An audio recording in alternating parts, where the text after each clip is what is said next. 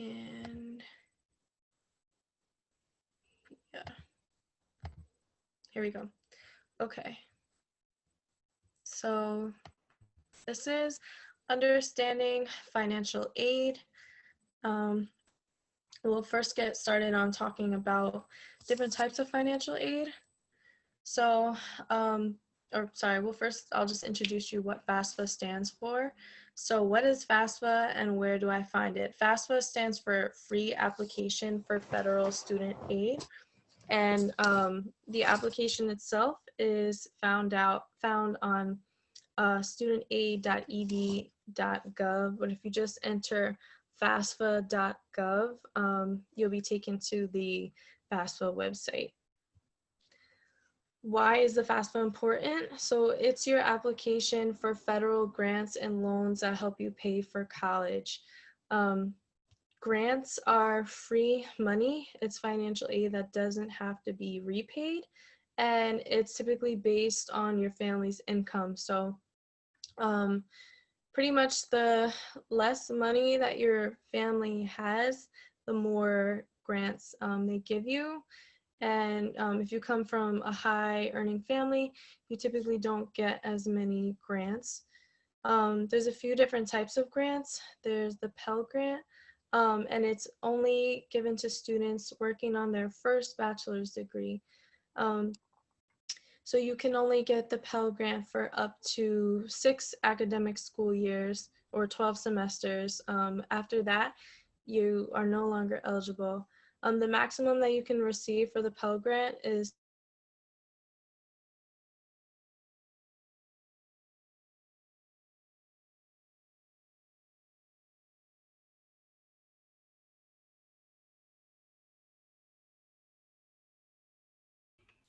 Noelle, we can no longer hear you. students' financial need, the cost of the college's the college's cost of attendance. It also depends on if you're a full-time or part-time student, and that's based on the amount of credits you take. So somebody who is taking 9 credits, which is maybe 3 classes, is going to get less Pell Grant than someone who's taking 15 to 18 credits, which is like 5 or 6 classes.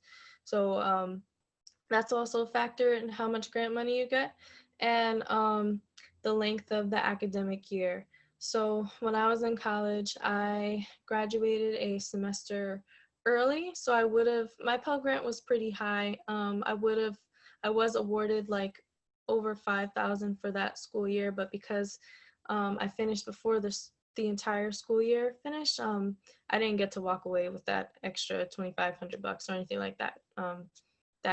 Yeah, so it's based on you being in school. You have to be enrolled in school to receive all the money. And like I mentioned before, you can receive the federal Pell Grant for up to 12 semesters or 6 academic school years. After that, they cut you off. There's a smaller grant that's given out by different colleges. It's called the Federal Supplemental Education Opportunity Grant, or FSEOG. Also for students working on their first bachelor's degree with an exceptional financial need. And that's determined by the college's financial aid office, the student's financial need, how bad they need it, and whether the college has the funds to give it out. There's something called TAP, which is the New York State program. It's the New York State Tuition Assistance Program. It's just for your tuition. So you can get up to $5,165 again for the year. So that's cut in half. We divide it by 2. That's up to a little over $2,500 per semester. In order to be eligible for this, you have to be a full-time student. Full-time is 12 or more credits. You have to be a New York State resident. And yeah, I forgot to write that on there, but it's for state schools only. You have to be a New York State resident, and it's for full-time students only. But again, this is money that you don't have to pay back. So it's you're not gaining interest or anything like that. not expected to pay it back when you graduate. It's all just to help you foot the bill for your college education. There's something called work study. So it's a federal program. Federal work study program allows students to earn money during the school year while also gaining work experience. So work study is great. They're not applied directly to your tuition like TAP and Pell and FSEOG are. They're money that you get to spend, whether it be on books, on housing, on just like day-to-day needs that you need to live as a college student. And what's great about work study is that it looks good. It helps you build a resume while you're in college. So they're designed to be flexible with student schedules. Um, they're designed to not get in the way of student academics and performance. And work study doesn't count against your financial aid. And when I say count against, I mean like it's money that's not subtracted from your total grant amount.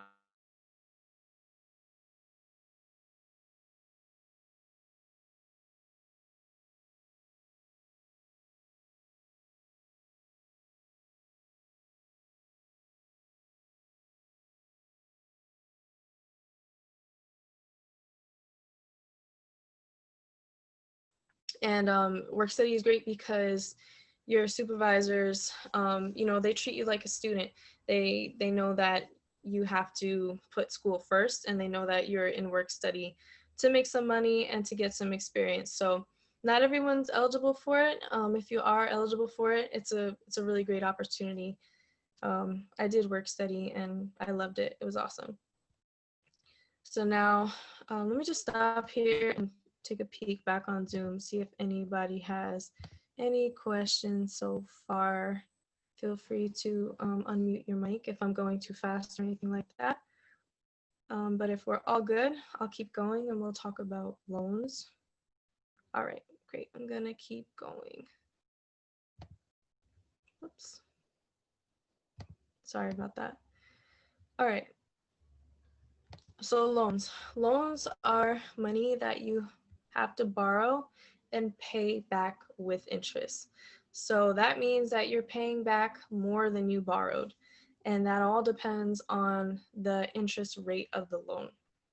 So um, there are federal student loans and then there's private options. Federal student loans are what you're offered through the FAFSA application. So through this, the interest rates are typically lower than private options, and they're fixed, which means they don't change over the period of when you take them out and when you are paying them back. Credit checks and cosigners are usually not necessary for these federal loans. A credit check is when they require and check a credit score in order to give you a loan or allow you to borrow money. And a cosigner is a person that you need to be accountable to also pay the loan if you're not able to. So with federal student loans, those typically don't apply. Federal student loans also have some flexible payment options and loan forgiveness programs in the event that you run into financial trouble. And there's also an option called consolidating, which means all your loans get lumped together. And people do that usually when they need to make a smaller monthly payment or they just want to pay one loan instead of making several loan payments. And that's, again, looking like way down the road in the event that you graduate with a lot of debt. Fortunately for myself, I didn't graduate with any debt, so I don't have an extensive amount of knowledge on loans. This is just what I was able to gather through research. But that's just some information on federal student loans, which again is money that's lent out through the FAFSA for your college education that has lower interest rates and some payment plan options. There's the subsidized Stafford loans. Subsidized loans are need-based, determined by your financial situation, which they gather through the FAFSA application. and also the financial situation of your parents for undergrad school. So if you take out a federal direct subsidized loan, the amount you borrow is limited on how much they think you need. Um, and with subsidized loans, the Department of Education pays the interest that accrues on your loans while you're enrolled. And this information, this PowerPoint presentation I made like this time last year. So the interest rate, I believe, is still 4.53. I looked it up recently, but it may fluctuate a little bit based on this year. But the payment plan for subsidized loans is a minimum of 10 all the way up to 25 years. And the max that you can borrow, the most that you can borrow is 5,500 for undergraduate, and that's per year. So that's about 2,500 or a little over 2,500 per semester. And again, what you need to remember about subsidized loans is that the Department of Education pays for the interest for you while you're in school, which is a good thing. You want that. Unsubsidized loans, that you can borrow a little bit more than you can with the subsidized ones. Your max is like 12,500 for undergraduate and 20,000 for graduate. So that's like master's, doctorate program, that sort of thing. Um, they let you borrow a little bit more money, but you have to pay the interest while you're enrolled. So you're paying it as you go. And it's not based on financial need or merit. In other words, pretty much anyone is eligible for this loan. They'll offer it to everyone as long as you're taking at least 6 credits. But again, you're on the hook for the interest while you're enrolled. And the payback term is the same. You have a minimum of 10 years and up to 25 years to pay it off. There's something called a Parent Plus loan. Um, they are, okay, yeah. Parent Plus loans require a credit check. It's really designed for graduate and professional students, and they're mostly given out to people who have a credit score. They have a higher interest rate, about 7.08%, and the maximum amount that you can borrow is the cost of the attendance minus any other financial aid. So it's really designed to just cover that gap of what you get from your federal aid and what you don't have, or what you need to pay for your tuition and fees and expenses and that sort of thing. But they do require a credit check, and so they're going to be geared more towards graduate and professional students. There's the Parent Plus loan, and that's for any kind of parent-child relationship. So biological, adoptive, step parents can take them out to support their dependent undergraduates, undergraduate meaning students working on their bachelor's degree. And the difference between these loans and any other type of loans that we've talked about is that the parents are expected to make the payments on the loan while their children are in school. So a parent will take out this loan and help their child pay for college throughout the 4 years or however many years they take out this loan. They're expected to be making payments on it, unlike the other loans that we talked about, subsidized or unsubsidized, where you're expected to make payments like 6 months after you graduate and on. This loan specifically, they want the parent to pay as the child is getting their education. So this is what you'll need to fill out your FAFSA. The student, you'll need to make a username and password. You'll need your social security number, or if you weren't born here, resident alien ID number, an email address and password that'll be linked to your FAFSA, your home address, phone number, and 2018 tax return. The parent will also need a username and password, their social, or if they're weren't born here, resident alien ID, date of birth, if your parents got separated or divorced, the date that occurred, And if for any reason the parent's deceased, they also want to know when that happened, um, and also their 2018 tax returns and email and password. So your first step when you go to the website, you create an account. It looks something like this now. They just changed it like recently. So you'll see some of the snapshots will have like different colors, but it's all the same information. Both the parents and students have to make an account. Um, if you if you're using your parents' financial information, they have to have their own FAFSA account, which means they have to have their own username and password, and the parent and student need to log in to complete it. Um, the student, I have it highlighted here. You can enter your FAFSA ID, or if you don't remember your FAFSA ID, I highly recommend writing it down. But you can enter your student's information, which will be your name, your social security number, date of birth, and then it'll take you to the FAFSA application. So for you guys, seniors who are going into school next fall, you would do the 2021 to 2022 FAFSA form, and it'll allow you to create something called a save key, and that'll allow you to pick up on where you left off in the event that you start your FAFSA and then you have to come back to it. They let you create a save key and it saves your application. So you should also write that down somewhere with your username and password. Um, you'll see here, this is what the application looks like. So they start you off after you get past the username section and everything. Um, you enter your demographics. So that's like citizenship, what school year you'll begin, um, and yeah, all these things. And then it goes school selection, dependency status, your parents' demographics, financial information for you and your parent, and then a signature from you and your parent.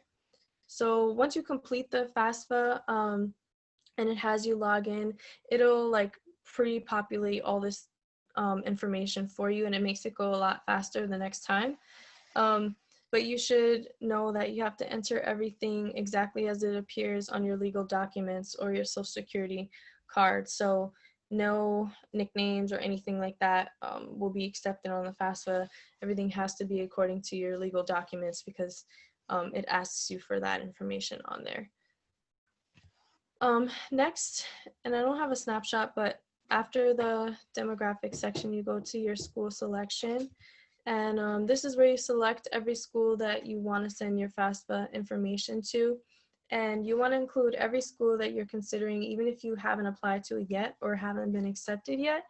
Um, and you can choose up to 10 schools at a time, and you can also remove schools if you want to.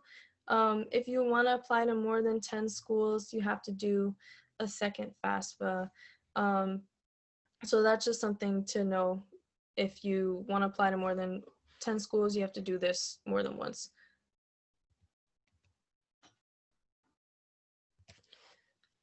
So then there's a section called dependency status, and that's where you answer questions that are used to determine whether you'll need your parents' information or not.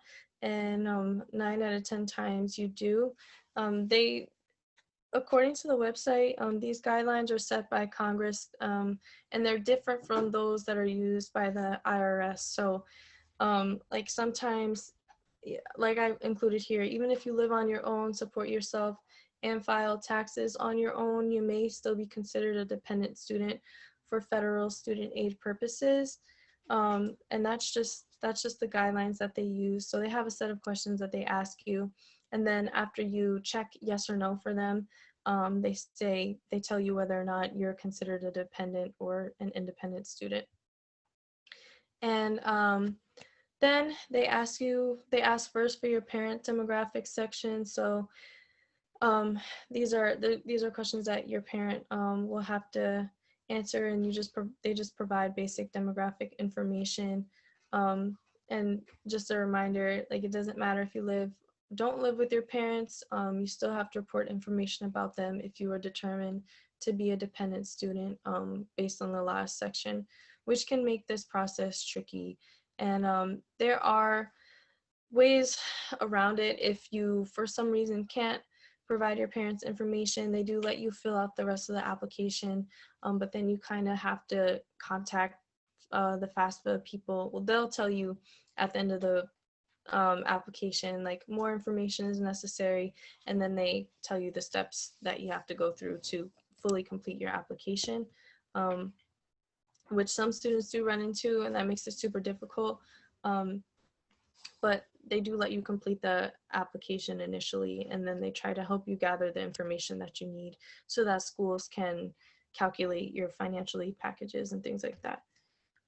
So this is a little chart I found, who's my parent when I fill out the FAFSA. I'm sorry if it's a little bit blurry to read, but I'll read what it says. So it says, are your parents married to each other? If yes, you report the information for both parents on the FAFSA. If they're not married, they ask, do your parents live together?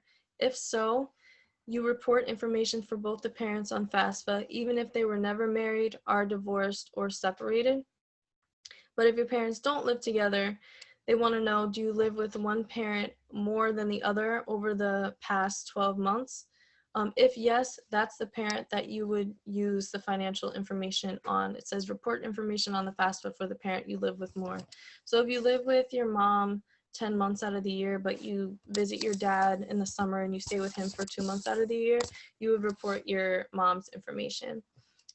If you don't live with, so it says, do you live with your parent? Do you live with one parent more than the other over the past 12 months? If not, you report the information on the FAFSA for the parent who's provided more financial support to you over the past 12 months or in the last year that you received support.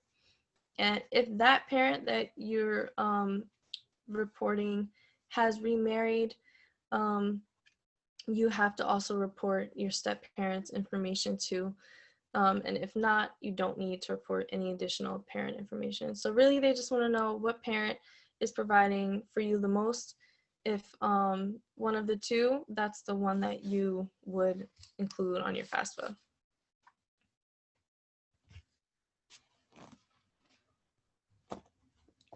Does anyone have any questions so far? Am I going over anything too fast?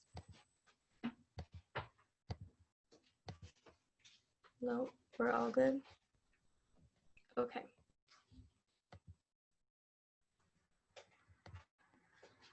So after the parent demographics section, there's a financial information section. It starts off with the student information. They ask a whole bunch of questions about student financial information. And there is this IRS tax data transfer tool that I didn't used to use. It actually wasn't always there. It's relatively new. So they electronically transfer your tax return information into the FAFSA form. And before that was there, you used to have to go dig out your tax return and go to line 36 or whatever line it says, and manually enter in all the information, which can be a little confusing and very time consuming. But with the advent of this tool, it made the FAFSA so much faster and easier. So it's easy, it's fast, and it's accurate because it's coming right from the IRS's website. And assuming you filed your taxes correctly, all that information on there should be correct. So it'll ask you, do you want to use the IRS data transfer tool and or data retrieval tool? And so you log in, it asks you again for that FAFSA username and password, which is why I say write it down because you need it more than once. You log into your FAFSA form. In the finances section of the online form, you will see link to IRS button if you're eligible to use the tool. And then it says click the link to IRS. If you want to do that, you click the link. You log in with your FAFSA ID to be transferred and transferred to the IRS to retrieve your info.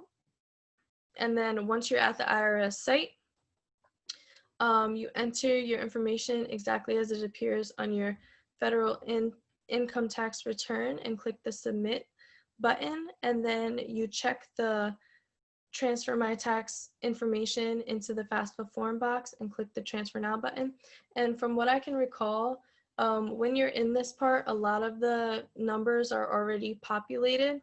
And so if you make a correction, that's where you can like sort of manually um, type things in. But from what I remember, everything was already populated once I entered in that information.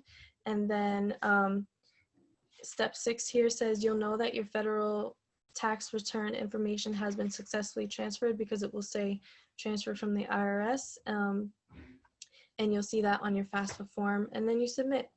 And that's pretty much it. So it's really fast and easy, and I recommend using this if you can, because like I said, in the past you used to have to go to the form and go to each line that it says, and it takes really long, and it's just easier to make errors doing it that way. When you're supplying your information, let me just skim over this really quick. Yeah, you'll get a confirmation letting you know that the transfer was successful.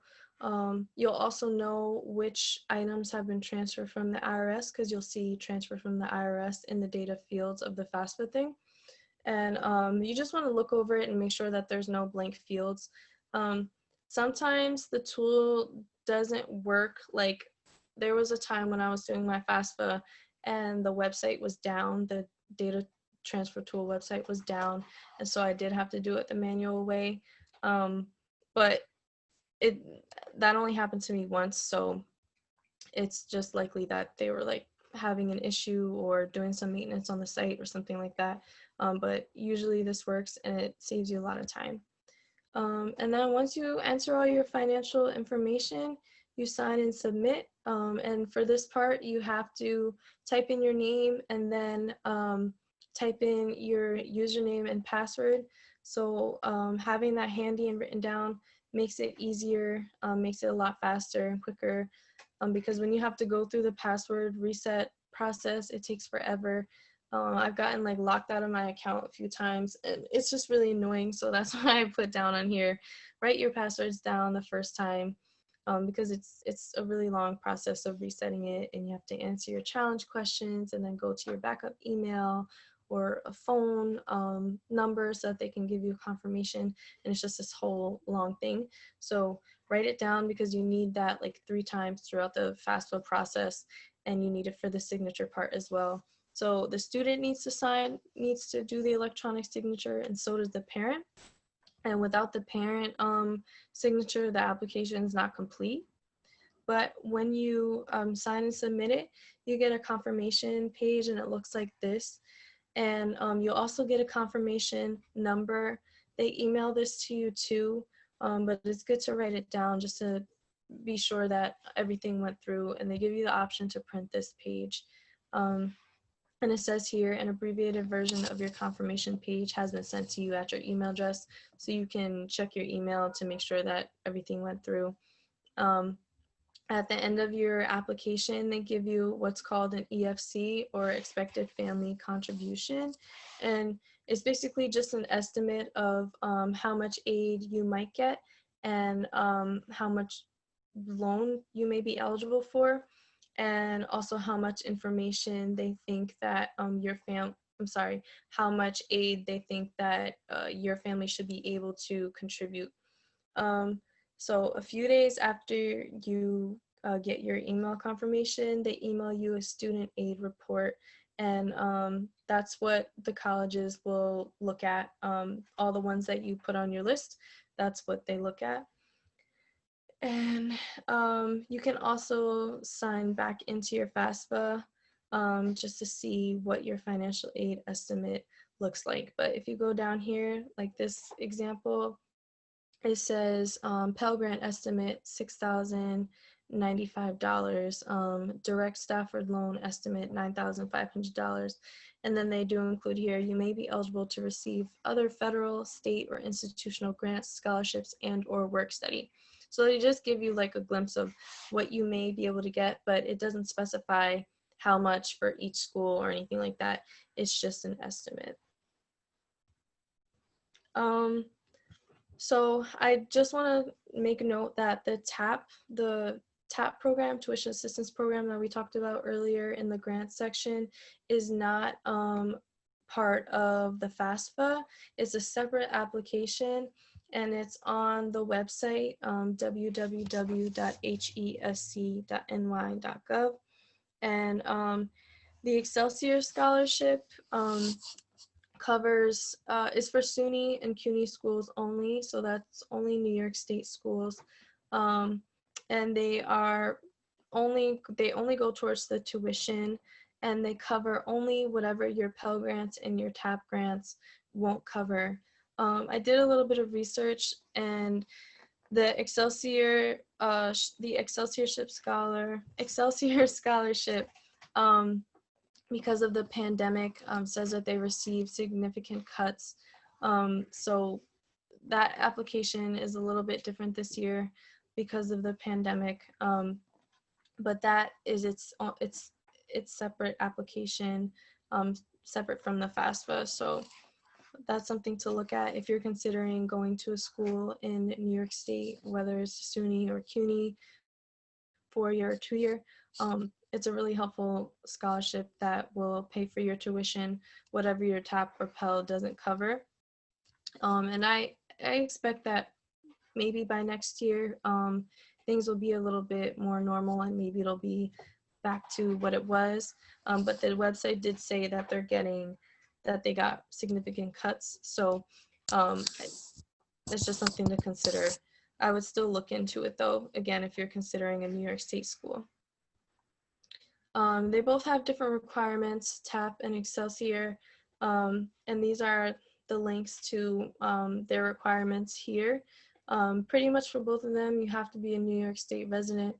You have to be attending, you have to be a New York State resident. For TAP, I believe you can go to a private school and still get TAP, but for Excelsior Scholarship, you have to be going to a SUNY or CUNY school. And you have to be a full-time student. So that means 12 or more credits for each of those scholarships in order to be eligible. I'm sorry, not scholarships, grants, in order to be eligible. And there's more stipulations that are laid out here in these links. And just again, you don't automatically apply for TAP through the FAFSA. You have to go to this website. So that's something that you should know, because you can get a significant amount of money by doing that application, but it's not through the FAFSA, it's its own thing. And that is all I have for overview on financial aid. Does anybody have any questions for me? I'm happy to answer whatever I can. Not an expert on everything, but if I don't know the answer, I can look into it or hopefully point you to someone who does.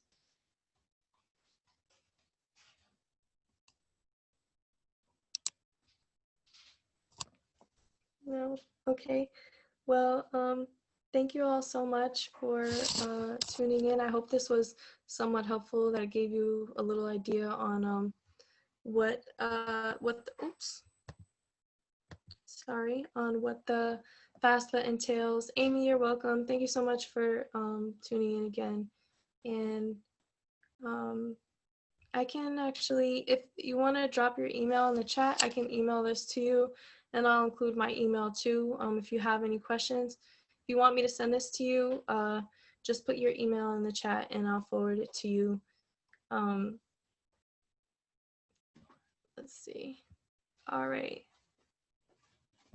All right, I'll email that to you guys. Thank you so much. And have a good rest of your day and good rest of your school year. Good luck applying to college.